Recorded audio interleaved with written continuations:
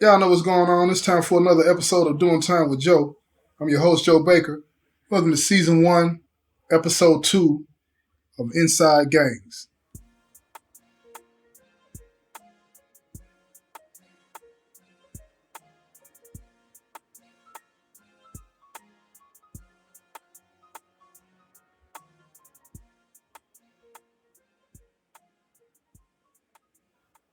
Kevin got arrested and was charged with possession of a Schedule II drug, cocaine.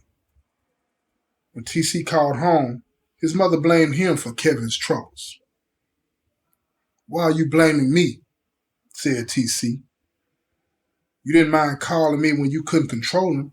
I didn't get him involved with the streets. He got involved with the streets on his own." TC totally in denial about the influence that he had over his brother and how much his brother wanted to please him. Nah, save that manipulation crap for your friends in prison. He wanted to impress you, and you let him. As long as it benefited you, you let him. Why didn't you stop him before he got it to this point? I know why. Because it benefited you. TC sat in silence, listening to his mother. He loved her, and for the most part, what she was saying was true. He did benefit from what Kevin had been doing, but he didn't think it would come to this.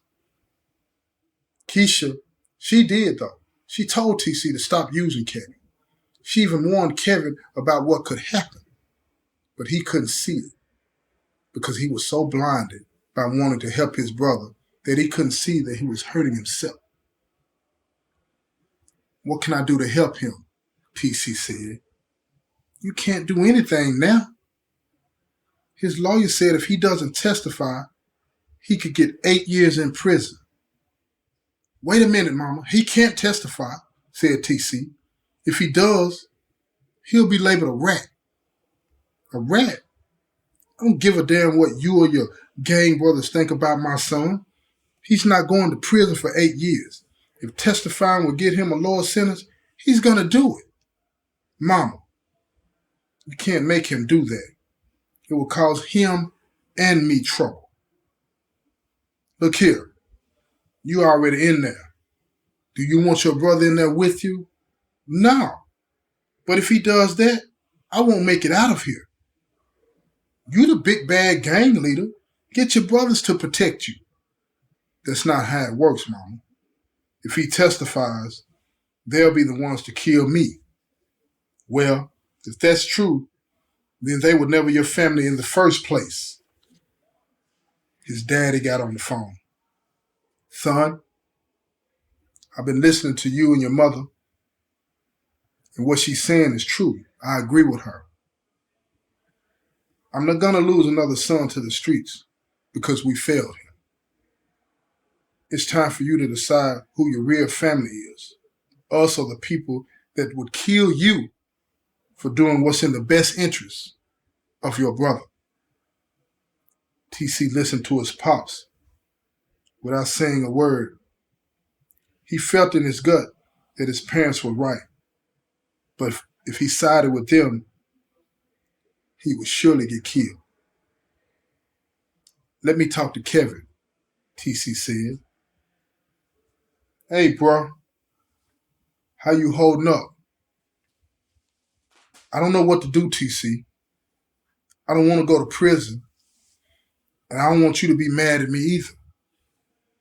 You're my brother, and I love you. Do whatever you have to do to save yourself. Just remember, I always got your back." Days turned into weeks, and weeks turned into months. Before he knew it, Kevin had to make a choice. Kevin, his lawyer, and parents, they had to meet with the DA. "Here's the deal," said the DA.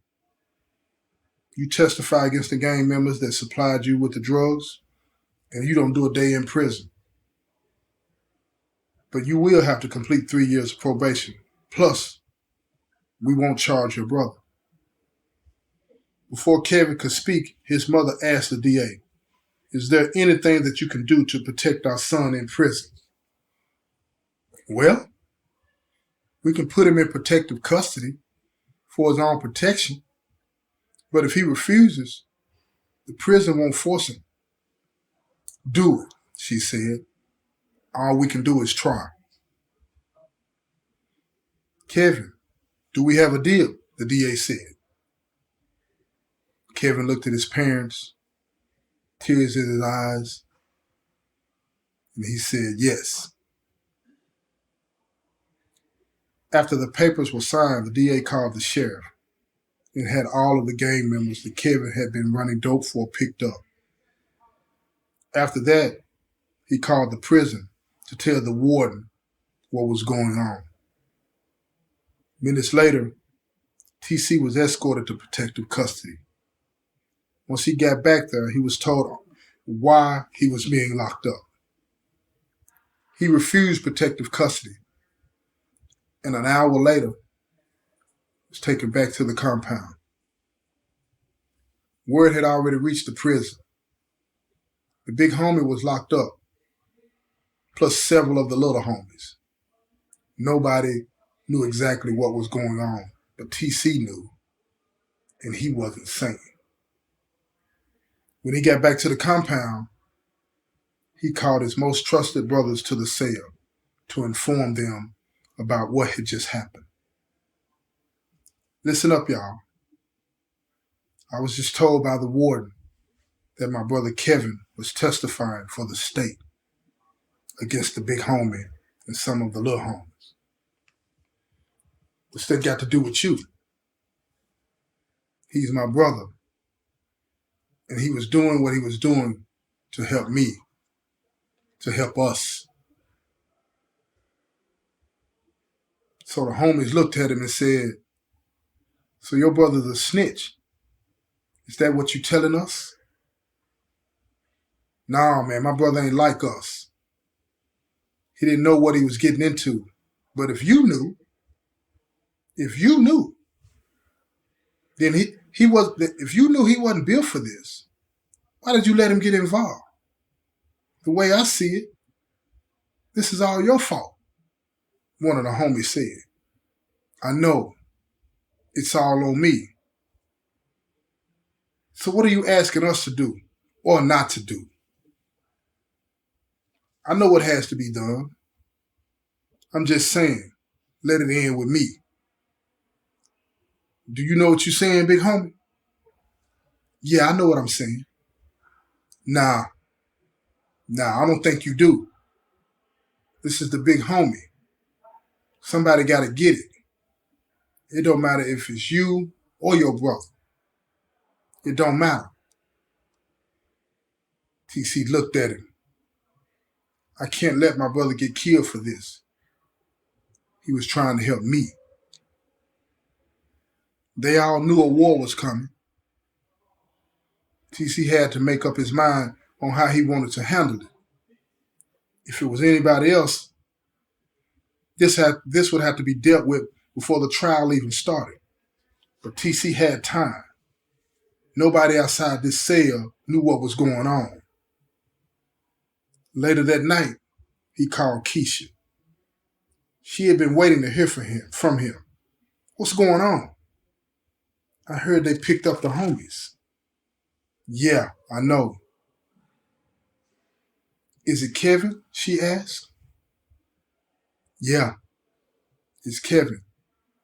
They already tried to lock me up for my own protection, but I refused. Baby, this is not a game, Keisha said. I know. But if I run now, I'll be running forever.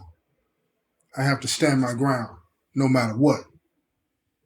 What are you going to do about Kevin? I don't know. But whatever happens to him will be all on me. Don't let them kill that boy. He was only trying to help you, Keisha said.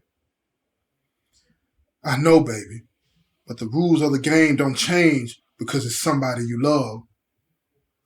That's bullshit, she said. And you and I both know that.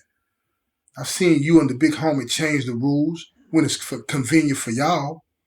It's time for you to do the right thing by him. Meanwhile, the big homie's sitting in jail on the phone with his lawyer. Jarvis, from what I can tell, it looks like the state has a cooperating witness, said his attorney. Do you know who it is? No, not right now. I won't get the witness list for at least a couple of months. Has anybody you know been arrested lately? No, I'm not sure. I got to think about that. I usually know everything that's going on with the homies, so I don't know, but let me think about it. On his way back to the cell, Jarvis, the big homie, can only think of one person that has been arrested lately, and that's TC's brother, Kevin. But there's no way the big homie's brother is working for the state, he thought. Later that night, one of the little homies sit down next to Jarvis in the pod and says, "Look, big homie, the word on the street is that TC's little brother Kevin is cooperating with the state against you and the little homies. Where did you hear this from?" "I called my brother, and he told me that Keisha, TC's girlfriend, told his girlfriend what happened." Jarvis looked at the little homie, said, "I need a phone. Follow me there." They got up, they walked to the little homie's cell. The little homie walked into the cell and came back out and handed the big homie a phone. He said, "You keep that. I got another one. That's what's up. I won't forget this," said the big homie. Jarvis called Keisha, but she didn't answer. She must not have recognized the number, he thought, so he texted her. "This is the big homie, Jarvis. Pick up the phone." He dialed the number back, and on the first ring, she answered it. "Hey, baby. How you doing?" "I'm in jail. How you think I'm doing?" "Is it true what I'm hearing about TC's brother Kevin?" Keisha was reluctant to answer because she knew that once she did, it was going to be over for Kevin. "Don't play with me, Keisha. Is TC's brother testifying for the state?" "Who told you that? Don't worry about that. I tell you what, give me TC's number. I'll ask him myself." Keisha gave him the number, while at the same time texting TC to let him know that he would be calling. The big homie hung up with Keisha and called TC. When TC answered the phone, he pretended to be surprised to hear from Jarvis. "Hello? Who is this?" said TC. "It's me, Jarvis. I got your number from Keisha." "What's up, big homie? I heard about you getting locked up. What's going on?" "I don't know. I was hoping you could tell me. The streets is talking, and they're saying that your brother's a rat. Is that true?" "Nah, my brother ain't no rat." "So what I heard ain't true about your brother testifying against me and the little homies. Because if it's true, you know how we deal with snitches." TC was pissed at how easily Jarvis was talking about hurting his brother. "I hear you. But whatever's going on, if my brother is involved, I'll handle it. You do, or I will," said the big homie. Then the phone went dead. Over the next few months, the big homie finds out that Kevin is the witness. His lawyer verified it when he filed and got the motion for discovery. Now Jarvis was really pissed. Not only was Kevin testifying against him, TC had been lying the whole time. This concludes this episode of Inside Games. This has been another episode of Doing Time with Joe.